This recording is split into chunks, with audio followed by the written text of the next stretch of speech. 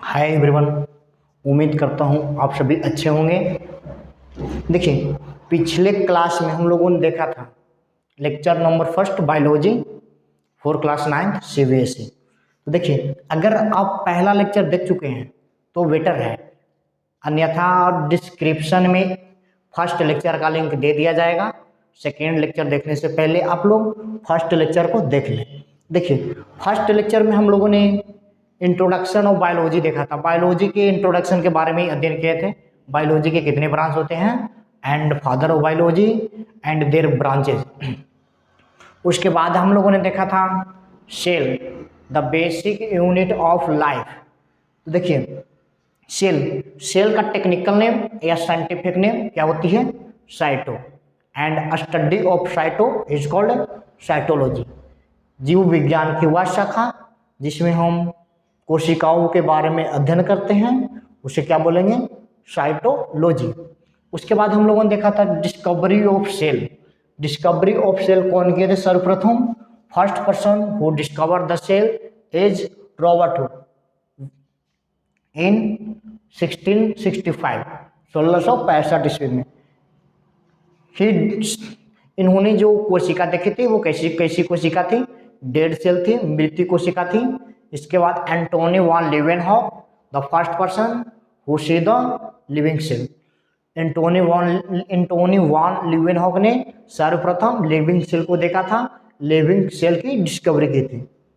देखिए, उसके बाद हम लोग देखते हैं ना कि देखिए, सेल हमारे बॉडी के अंदर पाया जाता है, सेल प्लांट के अंदर पाया जाता है, सेल माइक्रो ऑर्गेनिज्म के बॉडी के अंदर पाया जाता है। तो कहीं ना कहीं सब कुछ कीजिए हमारे अंदर वो सेल पाया जाएगा, वो छोटे जीव की अपेक्षा बड़ा होगा, ये तो कन्फर्म है ना। तो देखिए, size different type of cell present and different body. Cell के कई प्रकार होते हैं, कुछ छोटे होते हैं, कुछ बड़े होते हैं, कुछ लंबे होते हैं। तो देखिए, सबसे अगर पूरी वर्ल्ड में पूरे यूनिवर्स की बात करें तो सबसे बड़ी कोशिका the largest cell in universe is ostrich egg. According to size पूरी वर्ल्ड पे, ये तो यूनिवर्स पे सबसे लार्जेस्ट सेल की बात करी हूं तो क्या होती है? शुतुरमुर्ग का अंडा, ऑस्ट्रिच एग। इसका लगभग साइज कितना होता है? 10 माइक्रोमीटर। 10 माइक्रोमीटर। ये पृथ्वी पे जितने भी प्रकार के एनिमल्स पाए जाते हैं सभी की सेल की अपेक्षा ऑस्ट्रिच एग सबसे लार्जेस्ट सेल होती है। इसके बाद देखिए, smallest cell in universe is mycoplasma. Mycoplasma is the smallest cell of all living organism found in our universe. हमारे देखिए, यूनिवर्स में जितनी भी प्रकार के जीव पाए जाते हैं, या छोटे जीव हों या बड़े जीव हों, उनमें मतलब उनकी तुलना की गई तो सबसे छोटा सेल किसका पाया जाता है? माइकोप्लाज्मा। माइकोप्लाज्मा का साइज कितना होता है? लगभग 0.1 माइक्रोमीटर।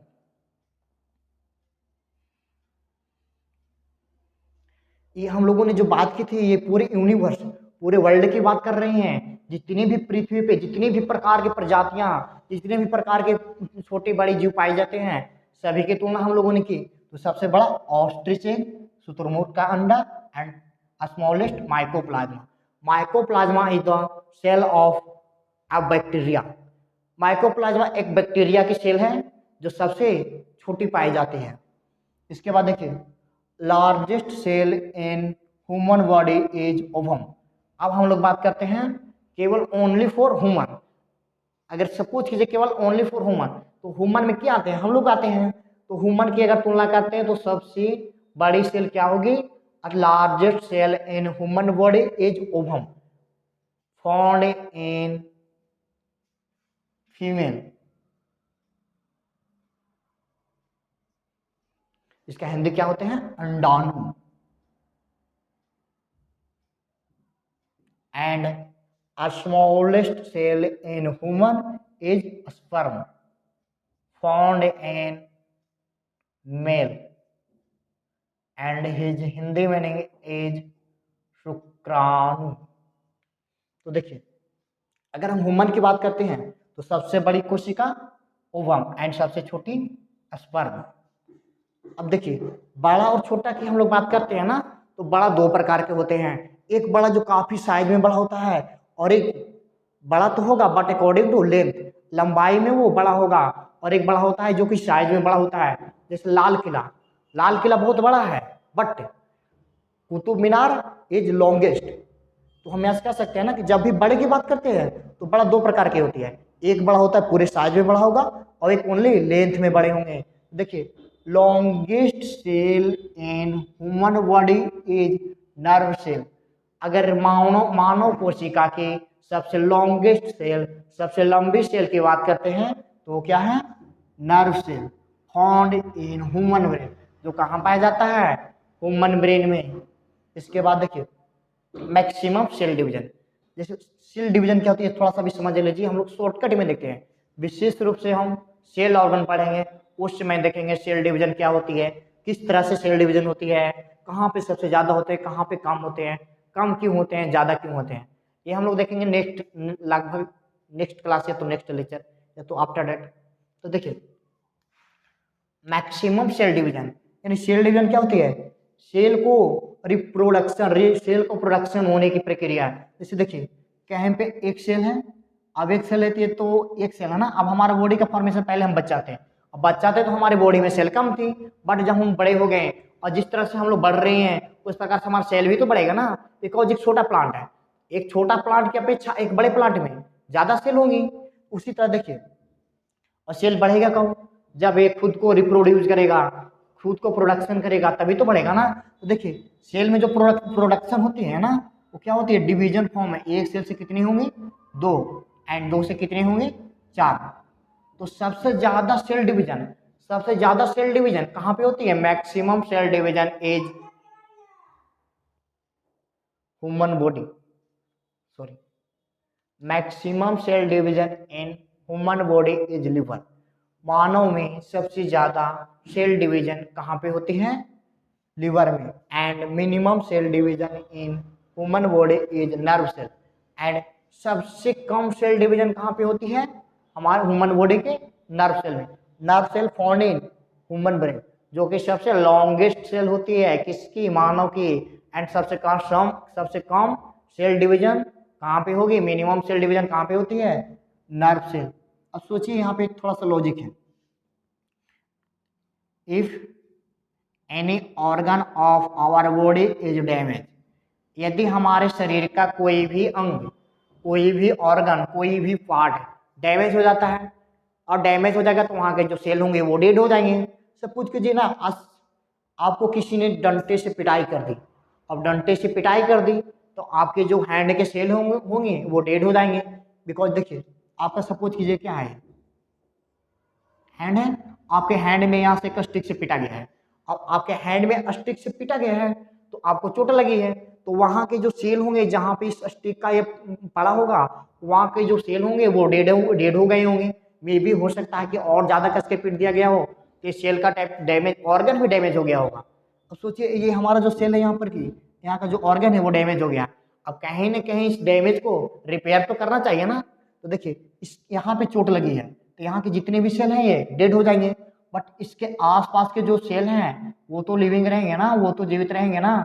और ये जो सेल जीवित रहते हैं यही सेल डिवीजन करके इस जो डैमेज पार्ट हुआ है इसको खुद को रिपेयर करते हैं।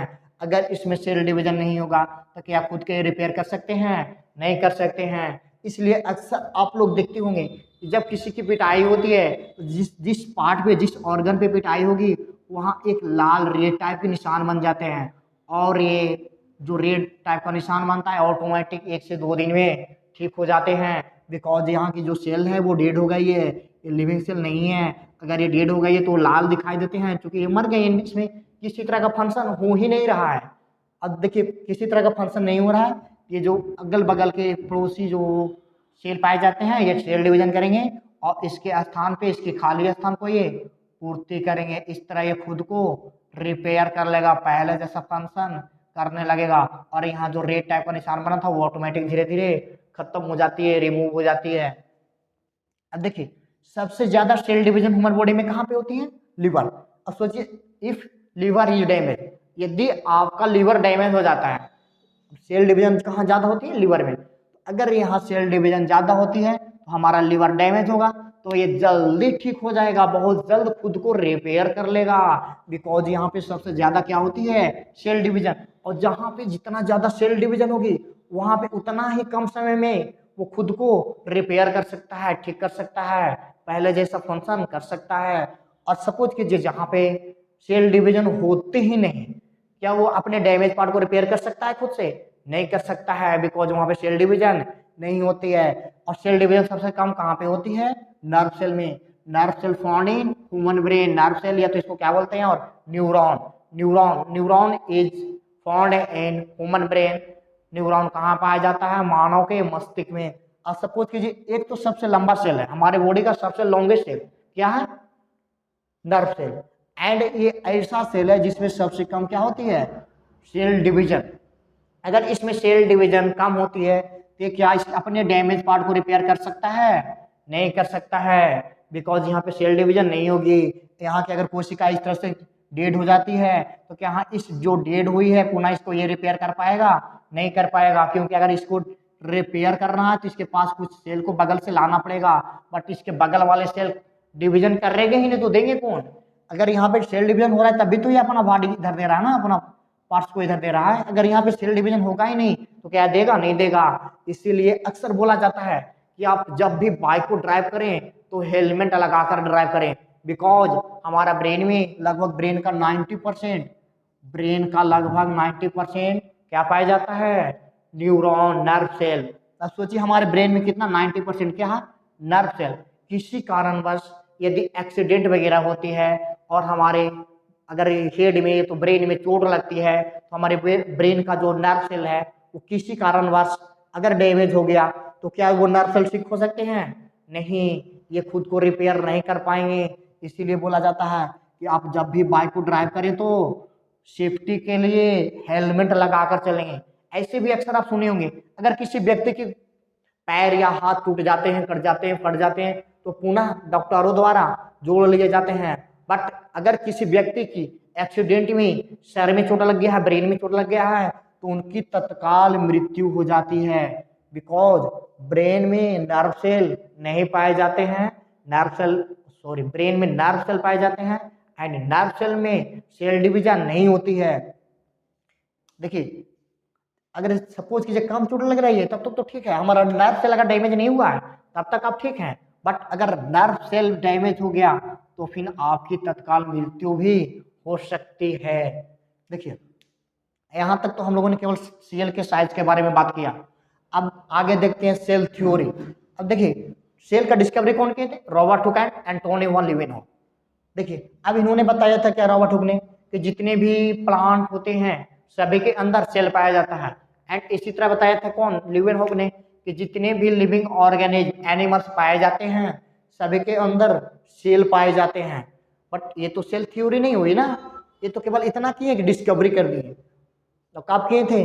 जब माइक्रोस्कोप की इन्वेंशन हो चुकी थी और उस समय का माइक्रोस्कोप उतना डेवलप नहीं था कि और भी उसके ऑर्गन के बारे में हम अध्ययन कर सकते। अतः लगभग कुछ समय बाद, लगभग कितना कर सकते हैं, 1665 में डिस्कवरी हुआ एंड 1838 लगभग 1838 ईस्वी में एक वैज्ञानिक आए जिनका नाम था क्या? स्लाइडेन। इन्होंने बताया कि plants are composition of number of cell. Plant का जो कंपोजिशन हुआ है वो किससे मिलकर हुआ? Number of cell. Plant are composed of combination of cell. जितने भी पेड़ पौधे पाए जाते हैं सभी का बॉडी का स्ट्रक्चर किसके मिलकर बना हुआ है? किससे मिलकर कंपोज्ड हुआ है? तो हम क्या बोलेंगे? सेल।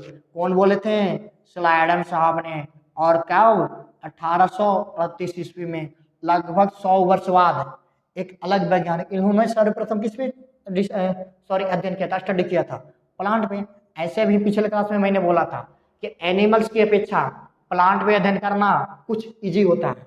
इसके बाद 100 वर्ष बाद एक और वैज्ञानिक आए, स्वान साहब ने बताया कि जितनी भी एनिमल्स बॉडी हैं सभी का फॉर्मेशन, सभी का कंपोज किससे मिलकर हुआ है? Combination of cell, number of cell.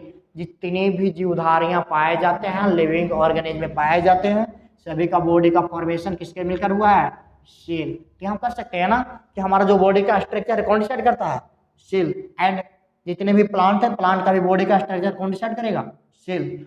All living organism are composed of one और मोर सेल। जितने भी प्रकार, जितने भी लिविंग ऑर्गेनिज्म सरवाइव करते हैं हमारे अर्थ पर, सभी का बॉडी किसके मिलकर बना हुआ है? Cell. All new cell come only from existing cell. जितने भी नए सेल का निर्माण होता है, नया सेल का निर्माण कहाँ पे होगा? जहाँ पे कोई ना कोई पहले से सेल होना चाहिए ना। जैसे यहाँ पे हम लोगों ने एग्जाम्पल देखा था, यहाँ की जो सेल थी वो डेड हो गए थे। अब डेड हो गए थे तो यहाँ के सेल डेड हो गए थे, तो इसके बगल वाला सेल डिवीजन किया और इसकी क्षति पूर्ति डैमेज पार्ट को रिपेयर किया। अगर सोचिए यहाँ पे पहले से अगर सेल नहीं होता तो क्या यहाँ पे न्यू सेल का फॉर्मेशन होता, नया सेल डिवीजन होता, नए सेल यहाँ पे बनता? नहीं बनता। मतलब कहीं ना कहीं न्यू सेल का फॉर्मेशन होने के लिए पुराने सेल का होना अति आवश्यक है। अगर ये सेल यहाँ पे एग्जिस्ट नहीं करेगा तो ये नया सेल डिवीजन हो सकता है? नहीं होगा। लॉजिकली है भाई। इसके बाद हम लोग देखते हैं cells are the basic smallest unit of structure and function in living organism. जितनी भी लिविंग ऑर्गेनिज्म पाए जाते हैं उनके बॉडी का सबसे स्मॉलेस्ट यूनिट क्या होंगे? सेल। देखिए स्मॉलेस्ट यूनिट सेल को हम क्यों बोलते हैं, यहाँ वाले मैं इरेज कर चुका हूँ। यदि आप नहीं नोट किए हैं तो वो वीडियो को स्टार्टिंग करते समय वीडियो को कुछ देरी के लिए रोककर स्क्रीनशॉट ले लेंगे एंड नोट कर लेंगे। देखिए पिछले लेक्चर में हम लोगों ने देखा था हाउस का जो फॉर्मेशन हुआ है किससे मिलकर हुआ है? ब्रिक्स। यानी जो हाउस का बेसिक यूनिट है क्या है? ब्रिक्स। अगर ब्रिक्स नहीं होगा तो हाउस बनेगा? नहीं बनेगा। तो बट ये जो ब्रिक्स बना है ना, क्या हम ये ब्रिक्स एक स्मॉलेस्ट, क्या स्मॉलेस्ट पार्टिकल बोल सकते हैं इसको? नहीं बोल सकते हैं, क्योंकि ये बेसिक यूनिट है हाउस का but not smallest particle. Because bricks के अंदर ब्रिक्स किस, अच्छा ब्रिक्स का फॉर्मेशन कब हुआ होगा? ब्रिक्स के अंदर क्या होंगे? सैंड होंगे एंड और क्या हो सकते हैं? सीमेंट हो सकते हैं और क्या हो सकते हैं? वाटर हो सकता है और क्या हो सकता है? कई प्रकार के केमिकल भी होते हैं। अब सोचिए ब्रिक्स का जो कॉम्बिनेशन हुआ है ये खुद इतने सारे केमिकल, ये तो सब्सटेंस से मिलकर हुआ है। हम ये कह सकते हैं ना ये सबसे छोटी स्मॉलेस्ट सब्सटेंस नहीं है, स्मॉलेस्ट यूनिट है इस ब्रिक्स का। बिकॉज इससे भी, इस ब्रिक्स से भी छोटे और होते हैं क्या? वाटर हो गए, सीमेंट हो गया, सैंड हो गया। इस तरह से हम ये कह सकते हैं ना ये बेसिक यूनिट है, स्मॉलेस्ट यूनिट है, नॉट स्मॉलेस्ट पार्टिकल। इसी तरह देखिए ऐसे भी हम जानते हैं जितने भी लिविंग नॉन लिविंग ऑर्गेनिज्म पाए जाते हैं सभी किससे मिलकर बना हुआ है? अणु एंड परमाणु। सबसे छोटा यूनिट क्या हो जाएगा? अणु एंड परमाणु। बट इस औस की हम बात करें तो सबसे छोटा यूनिट क्या होंगे? ब्रिक्स। इसी तरह हम लोग देखते हैं ह्यूमन बॉडी या लिविंग ऑर्गेनिज्म का जो बॉडी होते हैं उसका फॉर्मेशन नंबर ऑफ सेल से हुआ है। जितने भी लिविंग ऑर्गेनिज्म पाए जाते हैं सभी किससे मिलकर बना हुआ है? Number of cell. हम यहाँ से कह सकते हैं ना हमारे बॉडी का बेसिक यूनिट क्या है? सेल। अगर सेल नहीं होगा तो क्या हमारे बॉडी का फॉर्मेशन हो सकता है? नहीं हो सकता। इसके बाद देखिए अभी हमारी बॉडी का सबसे छोटी इकाई भी है, स्मॉलेस्ट यूनिट भी है, but not smallest organ. Because cell is the combination of more than one cell organs. कोशिका के अंदर और भी कई प्रकार के कोशिकांग पाए जाते हैं, कोशिका के पार्ट्स पाए जाते हैं। ये सिंगल नहीं है सेल। सपोज कीजिए एक क्या है? एक सेल है, इसके अंदर एक न्यूक्लियस पाया जाएगा, एक माइटोकॉन्ड्रिया पाया जाएगा, lysosome, ribosome, Golgi apparatus, endoplasmic reticulum, DNA, RNA. अब सोचिए सेल के अंदर इतने सारे ऑर्गन पाए जाते हैं तो हम क्या ये बोल सकते हैं कि हमारे बॉडी का सबसे छोटी ऑर्गन क्या है? सेल है? नहीं है। बट हमारे बॉडी का सबसे छोटी इकाई क्या है? सेल। अब ये क्यों होती है? इसको क्यों स्ट्रक्चरल एंड फंक्शनल यूनिट बोलते हैं? इसको हम लोग लास्ट में डिस्कशन करेंगे। बिकॉज बट अभी इतना जान लेना है कि हमारे जो बॉडी का है स्मॉलेस्ट यूनिट क्या होंगे? सेल।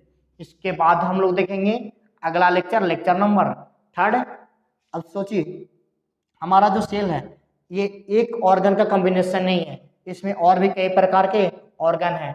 तो हम नेक्स्ट क्लास से यह डिस्कशन करेंगे कि हमारे सेल्स के अंदर जितने भी प्रकार के ऑर्गन पाए जाते हैं उनका क्या फंक्शन है।